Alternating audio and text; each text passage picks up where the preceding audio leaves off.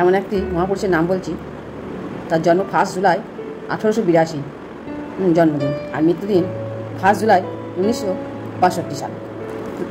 এমন একজন মহাপুরুষ যিনি যে তারিখে জন্মগ্রহণ করেন সেই তারিখেই তার মৃত্যুদিন। লোকে বলতো উনি ভগবান, লোকে বলতেন উনি নাকি লোকের মুখ দেখেই রোগ বলে দিতেন। ওনাকে কেউ বলতেন ভগবান, আবার কেউ বলতেন বাংলার উপকার। ডক্টর বিধানচন্দ্র রায় বাংলার সর্বপ্রথম ফর্মাল মুখ্যমন্ত্রী, পাশাপাশি গ্ল্যামারাস উচ্চশিক্ষিত মুখ্যমন্ত্রীও বটে। এই যে এখন এত অওরা নিয়ে কথা হয়, বিধানবাবু ছিলেন এই অওরার জন্মদাতা। অনেকেই হয়তো জানেন না, আজ মানে সারা ভারতবর্ষে ডাক্তাররা ডক্টরস ডে বলে পালন করেন। এমনকি ভারতবর্ষে ডাক্তারিতে ডক্টর বি.সি. রয় অ্যাওয়ার্ড নামেই পরিচিত। বিধানচন্দ্র রায় না থাকলে হয়তো সত্যজিৎ রায় পথের পাঁচালী বানাতেই পারতেন না। বিহারের মাটিতে জন্মেও বাংলার জন্য যা করে গেছেন বিধানচন্দ্র রায়, তার জন্য মৃত্যু 62 বছর পরেও একই কথাই হয়। মোট 14 বছর 159 দিন মোট বাংলার দায়িত্বে ছিলেন।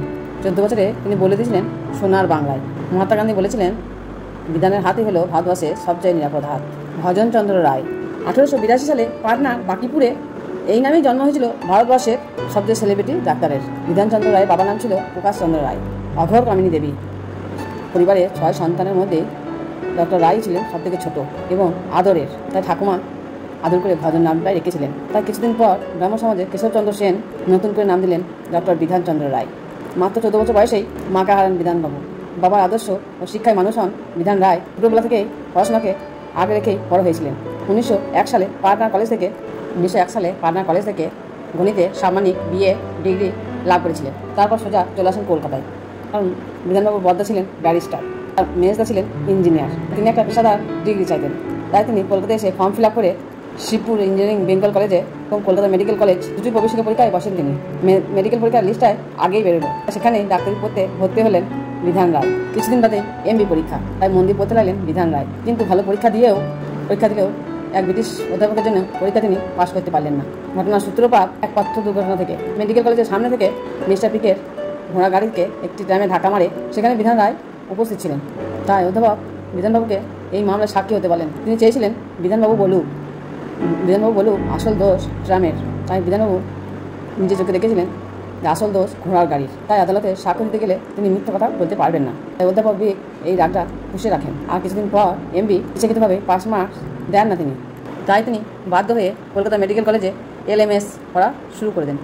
1906 সালে মেডিকেল কলেজে LMS ডিগ্রি লাভ করার মাত্র 2 বছরের মধ্যেই এমডি ডিগ্রিও লাভ করেন বিধান রায়। ততদিন বিধানবাবুর বাবাও চাকরি থেকে অবসর নিয়ে নিয়েছেন। কখনো বিধানবাবু 8 টাকার বিনিময়ে মেল নার্স হিসাবেও কাজ করেছেন, কখনো পার্ট টাইমে ট্যাক্সি চালক হিসাবেও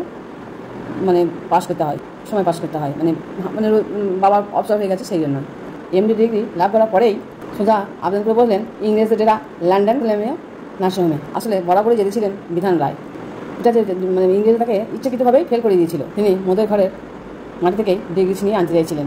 সেই কারণে তিনি 29 বার আবেদন করেই হওয়ার পর অবশেষে 30তম চেষ্টায় অনুমতি পান লন্ডনে গিয়ে পড়ার। এরপর মাত্র 1200 টাকা সম্বল করে ব্রিটেনে পা রাখেন বিধান রায়। তারপর 2 বছর 3 মাস সময় নেন বিধানবাবু।